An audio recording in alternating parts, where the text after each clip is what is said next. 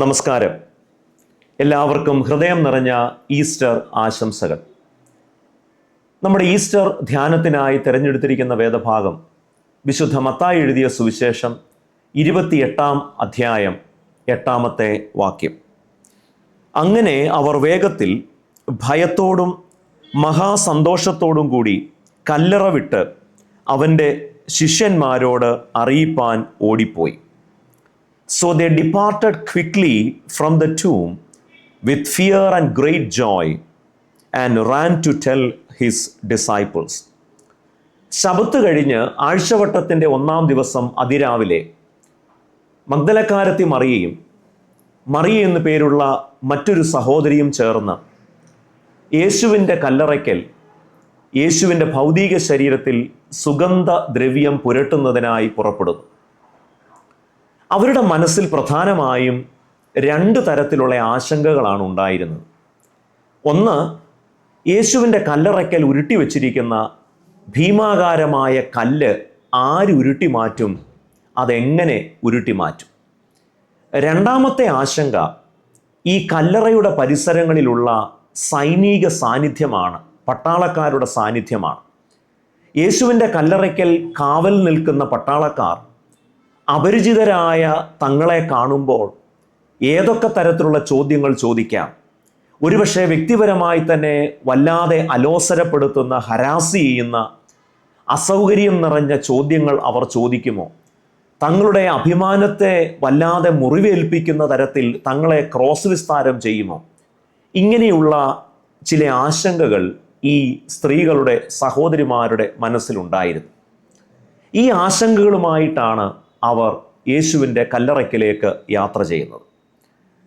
ഇന്ന് നമ്മൾ മിഡിൽ ഈസ്റ്റിലെ സാഹചര്യം പരിശോധിക്കുമ്പോൾ യേശുവിൻ്റെ കല്ലറയുടെ പരിസരങ്ങളിൽ ഉണ്ടായിരുന്ന സൈനിക സാന്നിധ്യം പോലെ ഇന്ന് ഗൾഫിലും ഇറാനിലും ഇസ്രയേലിലുമെല്ലാം പട്ടാളക്കാരുടെ സാന്നിധ്യം, ബാലിസ്റ്റിക് മിസൈലിൻ്റെ ശബ്ദം, ഡ്രോണുകളുടെ ശബ്ദം, അപായ സൈറണുകളുടെ മുഴക്കം, അങ്ങനെ വല്ലാത്ത ആശങ്കയും ഭയവും ഗൾഫ് രാജ്യങ്ങളിലും മിഡിൽ ഈസ്റ്റിലുമുള്ള മനുഷ്യരുടെ മധ്യത്തിലുമുണ്ട്.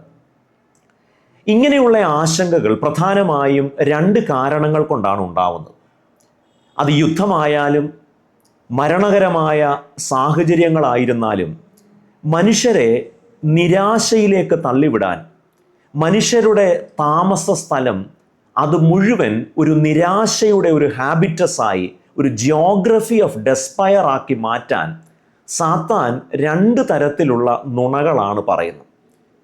ആ 2 നുണകളെ നമുക്കിങ്ങനെ പറയാം: lie of the finality of death എന്ന് പറഞ്ഞാൽ എന്താണ് അർത്ഥം?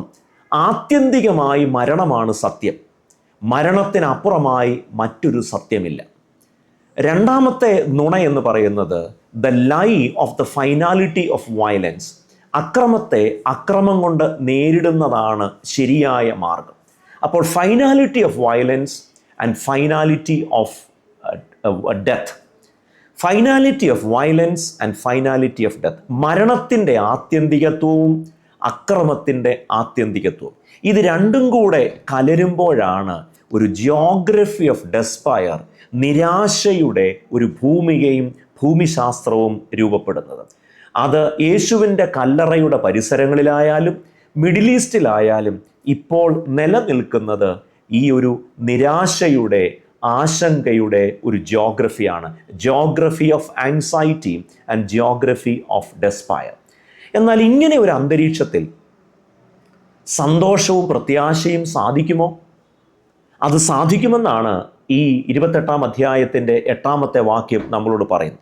അവിടെ നമ്മൾ വായിക്കുന്നത്, അവർ വേഗത്തിൽ ഭയത്തോടും മഹാസന്തോഷത്തോടും കൂടെ കല്ലറ വിട്ട് ഓടിപ്പോയി, അല്ലെങ്കിൽ ശിഷ്യന്മാരുടെ അടുക്കലേക്ക് പോയി എന്നാണ് അവിടെ പറയുന്നത്. So they departed quickly from the tomb with fear and great Joy.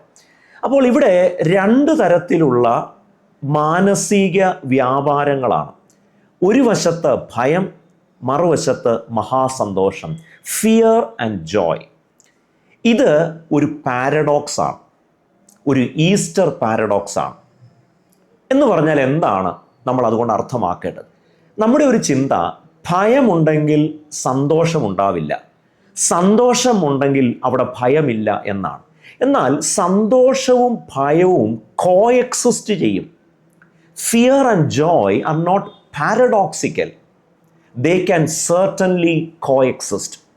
ഇതാണ് ഈസ്റ്ററിൻ്റെ വലിയ വിസ്മയവും ഈസ്റ്ററിൻ്റെ ഒരു ചാരുതയും, അല്ലെങ്കിൽ ഈസ്റ്ററിൻ്റെ ഒരു മനോഹാരിതയും. The paradox of Easter. And what is the paradox of Easter? That fear and joy can certainly coexist. യേശുവിൻ്റെ കല്ലറയുടെ പരിസരം മുഴുവൻ ഭയമാണ്. അവിടെ പട്ടാളക്കാരുടെ സാന്നിധ്യമുണ്ട്, അവരെക്കുറിച്ചുള്ള പലതരത്തിലുള്ള ആശങ്കകളുണ്ട്. എന്നാൽ ഈ ഭയത്തിൻ്റെ മധ്യത്തിലാണ് തുറക്കപ്പെട്ടിരിക്കുന്ന കല്ലറകളെ കാണുന്നത്. So they saw the open tomb in the midst of the geography of fear. ഭയം നിറഞ്ഞു നിൽക്കുന്ന ഒരു പരിസരത്ത്, അതിൻ്റെ ഒത്ത മധ്യത്തിലാണ് തുറക്കപ്പെട്ടിരിക്കുന്ന കല്ലറകളെ കാണാൻ സാധിക്കുന്നത്. ഭയത്തിൻ്റെ മധ്യത്തിൽ തുറക്കപ്പെട്ട കല്ലറയെ കാണുമ്പോഴാണ് പ്രത്യാശയും സന്തോഷവും നമുക്കുണ്ടാകും. And these women were filled with joy because they could see the open tomb in the midst of the geography of fear and anxiety. Gulf മേഖലയിലും മിഡിൽ ഈസ്റ്റിലുമൊക്കെയുള്ള എൻ്റെ സഹോദരങ്ങളോട് എനിക്ക് പറയാനുള്ളത്, ഭയം സത്യമാണ്. നിങ്ങളെ ഭയപ്പെടുത്തുന്ന യാഥാർത്ഥ്യങ്ങൾ, അത് യുദ്ധഭീഷണിയായാലും ബാലിസ്റ്റിക് മിസൈലുകളായാലും ഡ്രോണുകളായാലും അപായ സൈറണുകളായാലും, ഇതെല്ലാം സത്യമാണ്, ഇതെല്ലാം യാഥാർത്ഥ്യമാണ്. എന്നാൽ ഇതെല്ലാം മാറിയിട്ട് സന്തോഷവും പ്രത്യാശയും അനുഭവിക്കാനല്ല ഈസ്റ്റർ നമ്മളോട് ആവശ്യപ്പെടുന്നത്. അതിൻ്റെ മധ്യത്തിൽ ഒരു തുറക്കപ്പെട്ടിരിക്കുന്ന കല്ലറയെ കാണാൻ നമുക്ക് സാധിക്കുമോ? Fear and Joy can coexist. ഈ ഒരു ഈസ്റ്റർ പാരഡോക്സ് ആണ് എനിക്ക് ഇന്ന് നിങ്ങൾക്കെല്ലാവരോടുമായി പങ്കുവെക്കാനുള്ള ഈസ്റ്ററിൻ്റെ സന്ദേശം. എന്നെ കേൾക്കുന്ന പ്രിയപ്പെട്ട സഹോദരങ്ങളെ, സഹോദരിമാർ ചോദിച്ചു, ഈ കല്ല് ഉരുട്ടി മാറ്റും. മിഡിൽ ഈസ്റ്റിലുള്ള നിങ്ങളും ഒരുപക്ഷെ ചോദിക്കുന്നുണ്ടാവും, ഈ യുദ്ധം ആരവസാനിപ്പിക്കും? ഞങ്ങളുടെ സങ്കടം ആരുരുട്ടി മാറ്റും? ഞങ്ങളുടെ ആകുല ചിന്ത ആരുരുട്ടി മാറ്റും? തുറക്കപ്പെട്ടിരിക്കുന്ന കല്ലറ നിങ്ങളോട് പറയുന്ന വലിയ സന്ദേശം, ഭയമുണ്ടാവട്ടെ, മരണകരമായ സാഹചര്യങ്ങൾ ചുറ്റിലും വർദ്ധിച്ചു വരട്ടെ, എന്നാൽ അതിൻ്റെ മധ്യത്തിലും you can certainly enjoy peace and happiness along with fear. അതാണ് ഇവിടെ പറയുന്നത്, അവർ ഭയത്തോടും മഹാസന്തോഷത്തോടും കൂടെ പോയി എന്നത്. ഇങ്ങനെ ഒരു ഈസ്റ്റർ അനുഭവമാണ് ഈ 2026 നമുക്കുണ്ടാവണം എന്ന് ദൈവം ആഗ്രഹിക്കുന്നത്. ഈ ഒരു ഈസ്റ്റർ പാരഡോക്സ്, ഭയവും മഹാസന്തോഷവും, ഭയമുള്ളപ്പോൾ തന്നെ സന്തോഷം അനുഭവിക്കാൻ ഈ തുറക്കപ്പെട്ടിരിക്കുന്ന കല്ലറ നമുക്കെല്ലാവർക്കും സഹായിക്കട്ടെ എന്ന് ഞാൻ പ്രാർത്ഥിക്കുന്നു.